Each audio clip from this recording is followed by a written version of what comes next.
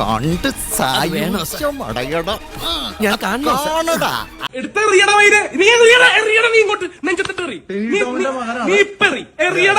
നിങ്ങൾക്ക് എന്റെ പ്രശ്നം എന്താണെന്നറിയോ? എന്താണ്?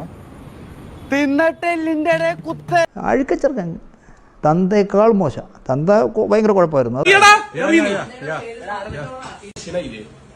ടിനി ടോമിന്റെ മകനാണ്. വീടിന്റെ മുമ്പിൽ ഒന്ന് വെല്ലുവിളിക്കുകയാണ്. കണ്ടോ?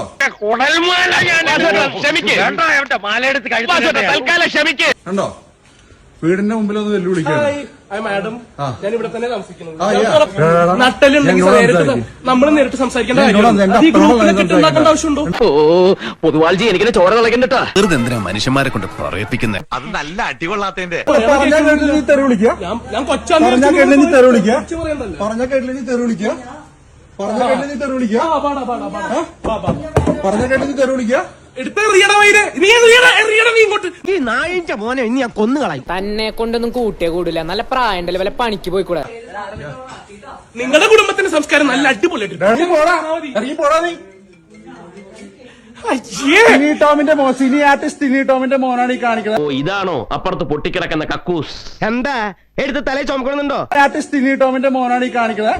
എടാ ഇറച്ചിത്തൂണേ, ടിനി ടോമിന്റെ മകനാണ് ഈ കാണിക്കുന്നത്. നിന്നെ കണ്ടപ്പോഴേ എനിക്ക് തോന്നി നേരെ ചുവയുള്ള തന്തയ്ക്കും തള്ളയ്ക്കും ജനിച്ചല്ലെന്ന്. ഇപ്പൊ അതെ എന്റെ വീട്ടിൽ കയറി വന്ന് എന്നെ വെല്ലുവിളിക്കുകയാണ്. എടാ എനിക്ക് കുറച്ച് പ്രൊജക്ട്. Oh really really. അവിടെ നിന്ന് ഒരാളെ പിടിച്ച് വണ്ടി മറന്നു.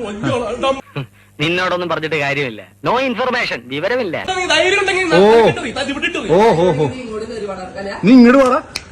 വേറെ കാര്യം പറയാലോ. നീ കയറിവാ കയറിവാടാ. എനിക്ക് ഇച്ചിരി ബുദ്ധിയുണ്ട്, പ്രോട്ടീൻ പൗഡർ മാത്രമല്ല. ഓ എന്നാ പിന്നെ പേടിക്കണ്ട. ടിനി ടോമിന്റെ മോനാണ് കേട്ടോ ചേട്ടാ. വിജയ് മോഹൻ പൊളി പൊളി. വിജയ് മോഹൻ പോടാ. അച്ഛാ